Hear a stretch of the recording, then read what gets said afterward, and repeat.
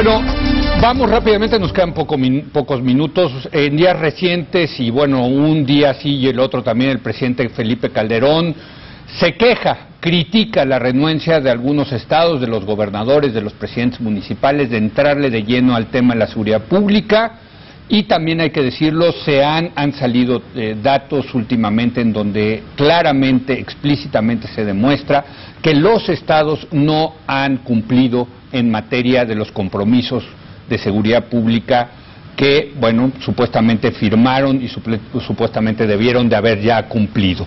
¿Por qué? La pregunta es ¿por qué los estados no le están entrando? Héctor. Pues no sé, supongo que cada gobernador tendrá su razón, pero yo creo que la razón de origen es que esta ha sido vista fundamentalmente por los políticos profesionales, e incluso algunos de su propio partido, como una guerra del presidente, como un combate al crimen del presidente, del gobierno federal. Creo que no es una política que haya sido consensada, conversada, acordada y llevada a la práctica en común. Entonces, me parece que ese es, digamos, el fondo del asunto. Y una vez desatado el proceso, entonces los distintos actores estatales pues han tenido muchas reticencias a meterse en una cosa que les resulta muy complicada porque no tienen instrumentos para eso, porque son parte de la trama, digamos, del avance del crimen organizado. Sus policías, sus ciudades están tomadas por el crimen organizado y ellos piensan dos veces, por muchas razones. Unas por simple temor y no quererse meter, pues ellos son los que están cerca del problema. Otros, y eso yo se lo escuché a un gobernador, dijo: yo no me voy a meter a invertir todo lo que tengo de recursos federales para mi seguridad pública a sabiendas de que la policía que tengo es parte del crimen, porque lo único que voy a hacer es que le voy a echar dinero bueno al malo, entonces no lo hago.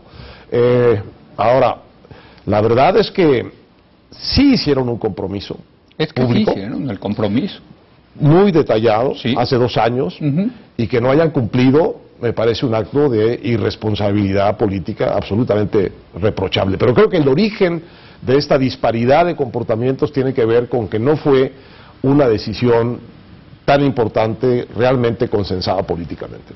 Jorge Castañeda. Bueno, estando completamente de acuerdo con Héctor, y lo hemos escuchado de parte de muchos gobernadores, Héctor y yo, en este recorrido que hemos hecho por el país el último año y medio, agregaría quizás 2 puntos.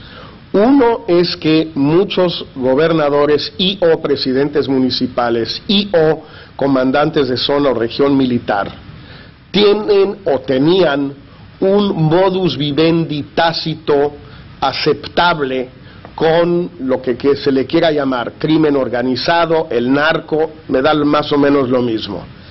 Y no estaban dispuestos o no están dispuestos a violentar ese equilibrio que existía, a menos de que por otras razones se violentara y entonces ya se volviera inmanejable o se viniera abajo el modus vivendi que había.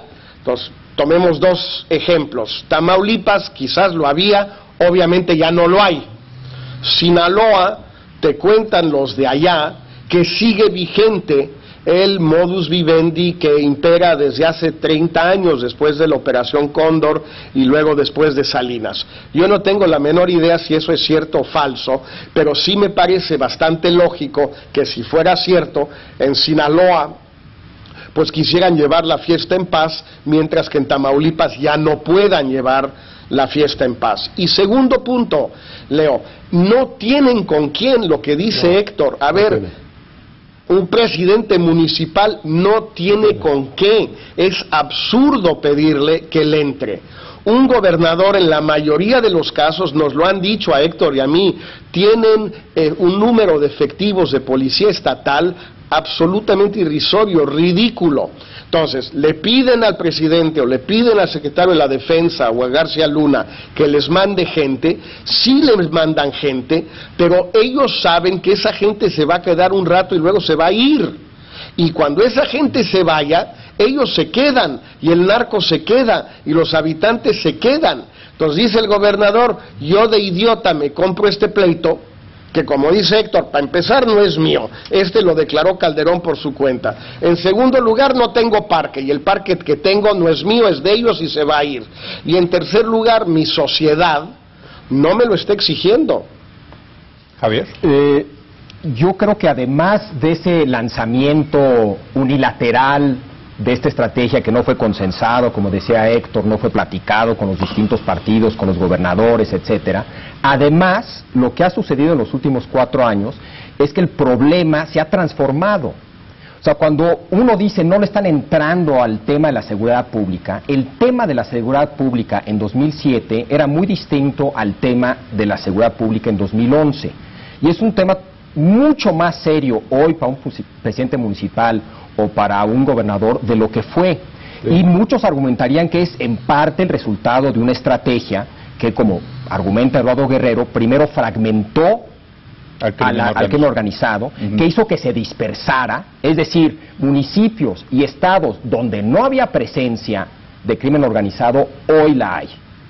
Y dos, muchos de estos fragmentos, argumenta Eduardo Guerrero, son demasiado pequeños para dedicarse al narco, pero sin embargo, como sí saben de delitos, se han dedicado a los delitos de fuero común, que antes, extorsión. Entonces también ha crecido la delincuencia de ese tipo.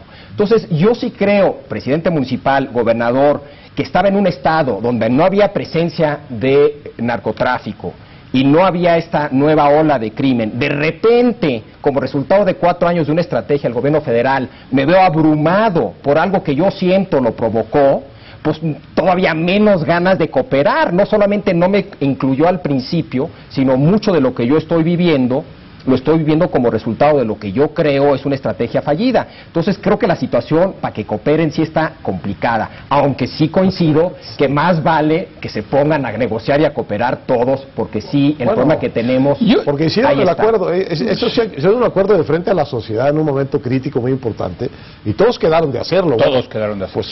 Pues ya estaba consensado ahí, ¿no? Quizá ahora no empezó en un consenso. Bueno, sí, pero Héctor. Sí, Jorge. Sí. O sea, esos consensos impuestos en México, donde el presidente convoca a todos y les dice, ahora nos vamos a poner de acuerdo en esto, y pues todos le van a dar el avión. Sí, hombre, ¿cómo no? Claro, ¿a dónde le firmo? Dime dónde firmo. Pero ya sabemos lo que vale eso. ¿Para qué el presidente trata de sacar acuerdos solamente para la taquilla, que sabe que no van a ser respetados porque no le conviene a las partes respetarlos? Es decir, los incentivos están al revés. Bueno, pues haces pactos así. Eso le encantaba a Fox también, le encantaba a Krill hacer... A todos los presidentes. Mucho, pero les encantaba. La República está reunida. Les encanta esos pactos. Bueno, sí, López Portillo, pues sí. Pero ya no son los presidentes de entonces. Ya no son eso. Déjame decirte un ángulo que me ha empezado a preocupar de toda esta no colaboración y sí colaboración. Yo creo que muchos gobernadores, Jorge, no sé qué opinas tú, han encontrado una maña para colaborar sin responsabilizarse. Y esa maña es decirle al presidente y al ejército, yo estoy de acuerdo. No solo estoy de acuerdo en colaborar, sino que usted, señor secretario de la Defensa, mándeme un militar para que se haga cargo de la seguridad de mi estado. Y con diligencia, la Secretaría de la Defensa les manda militares para que sean jefes de seguridad del estado o para que sean jefes de policía de ciudades importantes. Creo que son como 17 ya los estados, si no es que 23, los que tienen jefes de seguridad que son militares. ¿En qué consiste la maña? La maña consiste en que tan estoy colaborando que le pido al secretario de la Defensa que me nombre al responsable de seguridad. Pero cuando vengan las cuentas de lo que pasó, si está bien, pues está bien, pero si está mal y hubo violación de derechos humanos y hubo ejecuciones extrajudiciales, excesos, o simplemente no hubo éxito, ¿el responsable quién es? El responsable no es el gobernador, el responsable es de alguna manera el secretario de la Defensa. Entonces tienes un esquema de colaboración en donde en realidad está el gobernante dando un paso atrás y poniendo en primer término al ejército. para Pero, que el ejército pague la cuenta, si hay una cuenta que pagar al final. Fíjate que yo ahí lo que te diría, nada más un apunte rápido, es que yo creo que los gobiernos de los estados y los municipios han podido hacer esto porque no han tenido un castigo en las urnas. Y yo creo que tiene que ver con esto que tú dices, Héctor. Tanto los gobernadores como los presidentes municipales sí le han endosado esto al presidente. Sin duda. Yo me acuerdo, José Reyes Báez, exgobernador de Chihuahua, se la pasaba diciendo que este era un problema federal. ¿Y qué pasó en Chihuahua? Eso dicen todos, eso dicen todos. ¿Y qué pasó en Chihuahua? Que ganó el PRI, pero por una golpiza en ese estado. Lo mismo pasó en Tamaulipas, a pesar de la violencia, volvió a ganar el PRI. Es decir, no les cuesta, electoralmente no les cuesta. A quien le está costando, al parecer, es al PAN. Jorge, un último comentario porque ya nos tenemos que ir. Rapidísimo, agregar a lo que dijo Héctor, que es absolutamente cierto.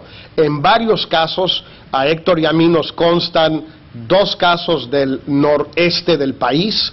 El gobernador le ha pedido al secretario de la Defensa que le mande 500 o 1000 efectivos militares para que los vista de policías estatales y que entonces parezca que no es la federación la que está, pero sí son competentes. ¿Qué sucede? Lo que está sucediendo con el caso Tilio en Nuevo León, que esos individuos cometen violaciones a los derechos humanos y ahí sí ya resulta que son soldados y se los lleva el fuero militar en lugar de que sean juzgados en tribunales civiles, y ahí sale el peine, y el peine está bien cochino, ¿eh? Bueno, pues ahí está. Un problema, eso puede ser un problema institucional muy serio, digamos, en los siguientes años. Gracias, Jorge Castañeda, desde Nueva York. ¿Vas a ver ahorita a Dominique? ¿Nos lo saludas de tu parte? De su parte, de los 3, sí. Y por cierto, también de todas las colaboradoras ahí de Televisa también. Qué bárbaro este Jorge, qué cosa. Gracias, Jorge Castañeda. Héctor. Leo. Buenas noches. Javier, muy buenas noches. Muy buenas noches a usted. Gracias por acompañarnos. Mañana lo espero en punto a las 10 de la noche, cuando otra vez sea la hora de opinar. Aquí nos vemos.